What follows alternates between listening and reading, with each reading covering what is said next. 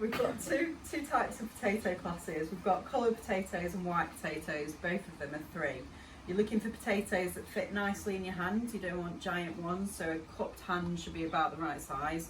I've got 2 varieties. This is Charlotte, and then these, I think, are Cara. These classes are coloured potato because they've got pink eyes. They don't have to be all red. Pink eyes also class as a coloured potato. When you're doing this, you're wanting to try and get ones that are as near to each other as possible. So a set of 3 that are about the same size, that you don't have any blemishes. So this one's got like a green patch on it. You don't want to include that. We've got ones that have some insect damage and also some ones that have been sort of scraped.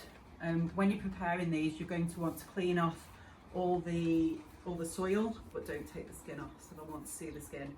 And it depends on the variety, so we won't have any first earlies, but if you're entering first earlies, they'll have really flaky skin that you'll check to see that that's peeling away nicely.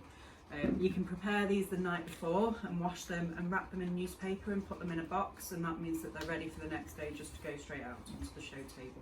The next 5 classes are all your other root vegetables. So we've got 3 carrots that are long pointed, and they should look like your parsnips do, so they'll just go down to a long point.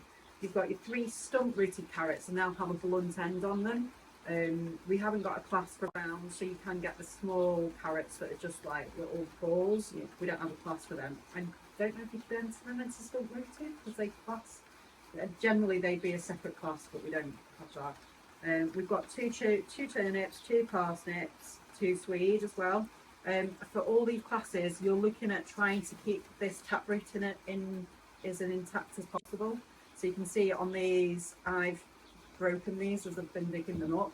So ideally, you're going to really loosen them with a fork and then try and get them out so it goes all the way right to the end. And they're looking for that to be as straight.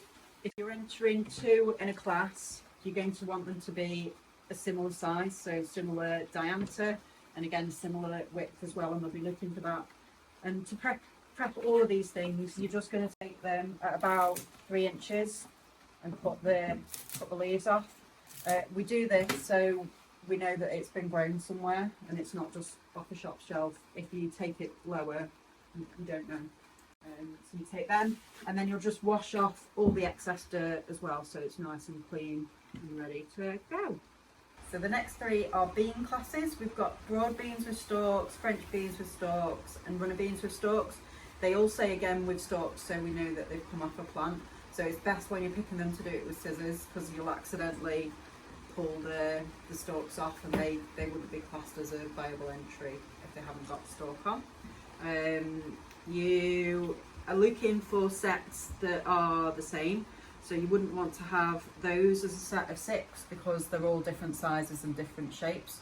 What you're looking for will depend on the variety, but generally with a French bean, you're not wanting the beans to be fully developed, so you shouldn't be able to see the outlines of the beans on that French bean. But it depends on the class.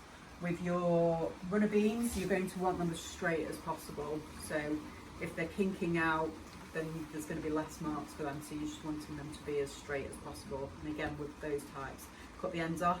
And broad beans, I don't think yet we've had maybe 2 submissions for broad beans for the entire time that I've been here, because generally this time of year nobody's got any broad beans left, so it's unlikely that anyone will have them.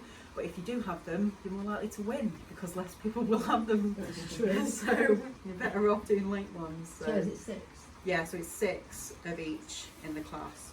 I think in other places they have peas. We haven't had peas on, again for the same reason that generally nobody has any to enter at that time.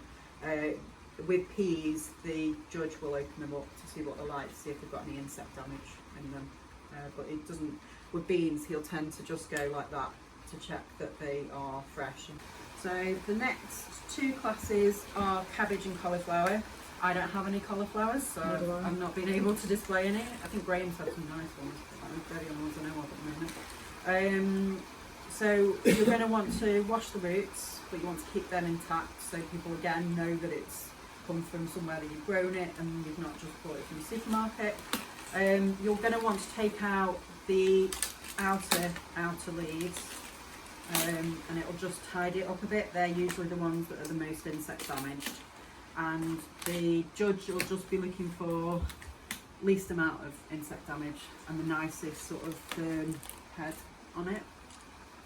With cauliflower, you'll prepare that slightly differently because it'll have all the big leaves around the side, so you'll cut them back just below where the curd is, so you won't have all the leaves there. You'll just put some of those back.